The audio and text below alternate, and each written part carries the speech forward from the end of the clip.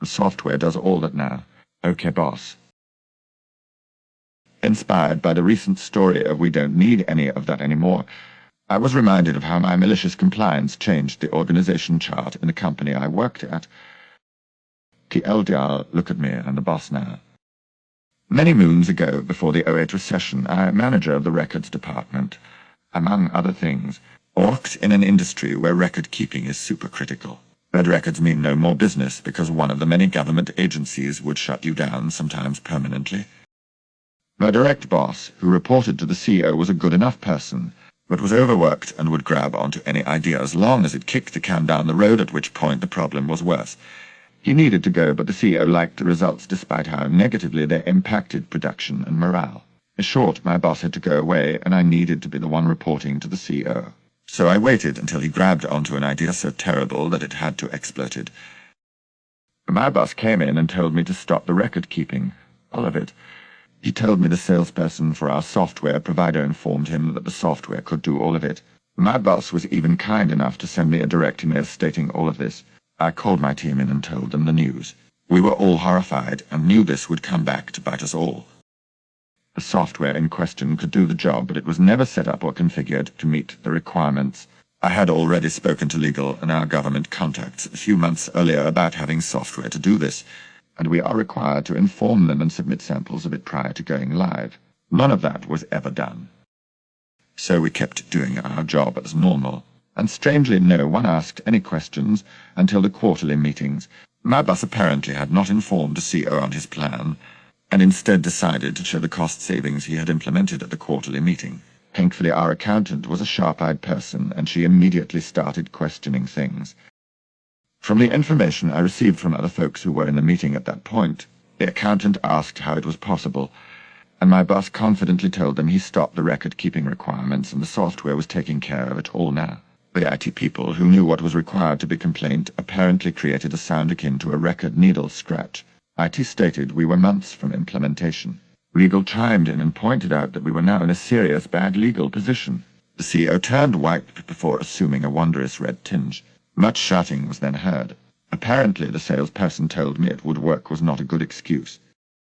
Suddenly my phone rings and it is the CEO. I am ordered to the conference room. I smile, grab my folder of evidence, inform my team I might not be back and it's been fun, and walk towards my fate. I walk into a scene I would like to have taken a picture of. The CEO, legal, and IT are up in arms. My boss looks defeated because he now understands how big the issue is now. I grab a seat and listen to the lamenting of the masses. When it is my turn to talk, I calmly explain my side of things. The CEO loved the direct email from my boss telling me to stop record keeping. After letting that sink in, I calmly told them of my insubordination for the good of the company, the uninterrupted status of the record keeping, and how we were not in a pile of trouble, but in fact were 100% compliant. There was a collective sigh of relief. I then told them moving forward I would like to be out from under my boss management and would prefer to report directly to the CEO. To my surprise, they agreed, and within the week my boss was moved to places he could inflict less damage, while having more eyes on his actions. Look at me, I'm the boss now.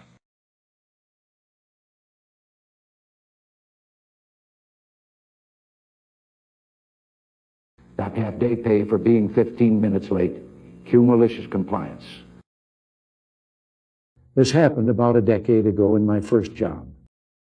It was IT analytics services firm in India. I am from India. Well, work was interesting. The work hours were insane and folks used to work 12 hours a day usually. Since we always had conference calls with our counterparts sitting in USA. I ended our workday pretty late. 10 p.m. was my usual time. Due to this, folks used to come into office late in the morning as well.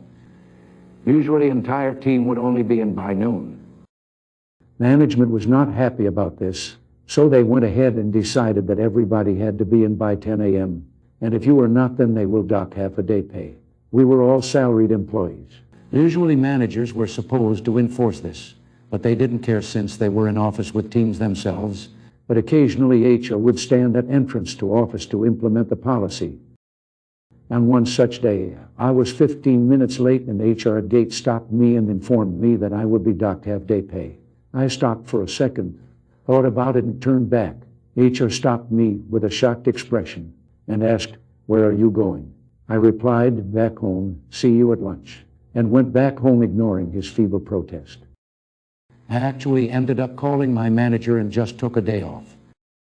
After this incident, I heard similar such stories from many people, and HR stopped enforcing this policy. Edit 1. Corrected a few spelling errors. Now that I am on laptop, I could see them. Also, thanks for such a response, folks. My first ever post to get such traction. Not that I post a lot. Edit 2. Well, this blew up. I just got up and have been reading comments for the last 30 minutes. To summarize, I think we are already in Orwellian future.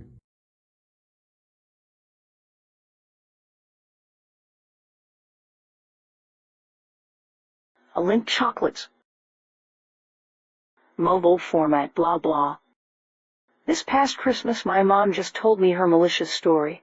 She was looking for stocking stuffers for the whole family and found a Lindt chocolate coupon online. 150 pieces for like $40, which is a pretty good deal. She did not read the coupon but screenshot it and brought it to her local outlet store to pick out the treats in person. It was a tad busy in the store, so she waited in line. When it was her turn, she showed the coupon. The conversation went as such. "Mom, hi, I have this coupon. I'd like to pick out my chocolates." Clerk, inspects coupon. "Sorry, that is for online orders, or if you call in, we can package it for you." Mom, "Okay, so I can't pick out the chocolates. I will need to call it, and I'm here now." Clerk, "Sorry, that's what the coupon says. Next in line. Again, it's pretty busy inside." Side steps out of line and pulls out phone. Clerk, turns around, answers the phone. Audibly so, she would hear her twice through the phone and in person. "Hi, I'd like to place an order for 150 pieces of chocolate. Can you please provide me with your full menu one by one?" Clerk turns around mortified and quietly says, "Please just pick out the chocolates you want. We will honor the coupon."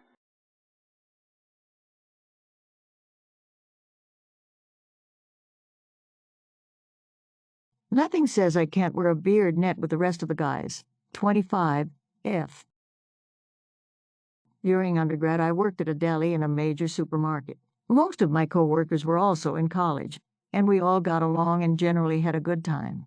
We usually didn't have too much trouble, but for some reason a couple of managers had decided that they didn't like one of my co-workers. Let's call him Corey. They would nitpick his work and give him a hard time for things the rest of us never got in trouble for. One morning, they decided that his 5 o'clock shadow warranted a beard net.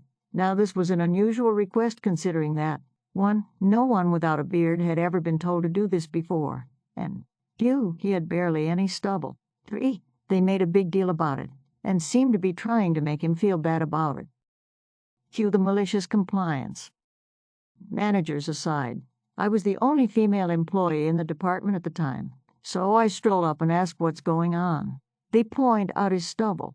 I respond that I'm certain that I have eyebrow hairs longer than that, and in mock concern, I ask if I should be wearing my hairnet over them. They sort of look at each other and hesitantly say, "No, you don't need to do that." I ask why not, because it's likely that my eyebrow hairs would be in someone's food if we're worried about chin stubble. They persist that no, I shouldn't worry about it. Then I ask about the fine hairs on a woman's face. What about those? Should I be shaving? They're catching on now. They tell him to put on a beard net and leave. He does, and so do I. Solidarity. I don't think I've seen so many people double-take and start laughing before. The customers and my indirect managers thought it was hilarious. When they would ask me about it, I would just say that I was protecting the food in the store from any potential hairs, real or imagined. By noon, when the original pair of managers returned, I was having a very good day. They begged me to take the beard net off, and I pointed out that there was nothing in the store policy saying that I couldn't wear PPE, which included beard nets. I wore it until the end of my shift that day. They never bothered Corey about his stubble after that.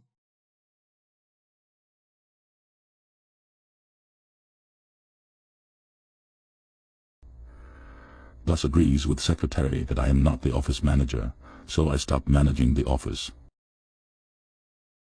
When I was doing my articles, a small law firm, internship to be admitted as an attorney, I was the go-to person for everything at the office, setting up computers, buying stationery, paying bills, going to court, seeing clients, etc. After being admitted as an attorney, I continued doing all this because the secretary only did about 20% of what a secretary would usually do, and refused to do anything else. My boss does some shady business, don't pay taxes, etc., so he couldn't just fire her for fear of her ratting him out. He also never disciplined her. We are not in the U.S. Since we worked from my boss's mother's house, the secretary also spent about 50% of her day just chatting to his mother, and they became fast friends. Guess who was always the evil one that everyone ganged upon? Yours truly. I was made out to be incompetent at my job, and I used to cry a lot and almost became an alcoholic from work stress. One day the secretary got really upset with me. After I asked her to buy stationery since we didn't even have staples, and after a heated argument told me that I'm not the office manager and should stop lording it about as if I was. Bear in mind I was her senior both as an attorney and a number of years worked at the firm. My boss did nothing and rather got upset with me, and so did his mother. I decided there and then I am done doing both secretary work and my attorney work. Because I was working roughly 50 to 60 hours per week, standard is 40, trying to get everything done without receiving overpay. The unemployment rate in my country is around 30%, and in the legal field supply of lawyers exceeds demand. He knew this and my boss knew this, but no one cared that I was basically working myself into an early grave. Cue malicious compliance. If everyone agrees that I am not the office manager, then I will stop managing the flow of the office and only do my attorney work. I stopped paying the bills, buying the stationery, reminding my boss of important meetings, etc. Within 2 weeks the electricity was cut off for 10 days. Because it wasn't paid, and my boss' elderly mother and the rest of his family had no electricity, we could also not work for those 10 days. Once the electricity went on, the phone lines were cut because of non-payment. We could again not work. The post piled up. There were no stationery. We couldn't do service of court documents because our service providers cut us off. Went on for weeks. I simply worked around the issues and sorted my life out. An example, when the Wi-Fi was off I used my cell phone to hotspot my laptop without telling anyone. In the end my boss and his mother begged me to do what I used to do, but I refused. Since I was focusing more on my actual work, my fees increased and my pay increased as well. Shortly thereafter I moved away from that office to our secondary office and worked alongside lovely colleagues who all did what they got paid to do. I have been at this new office, same firm, just a different location, for the last 2 years.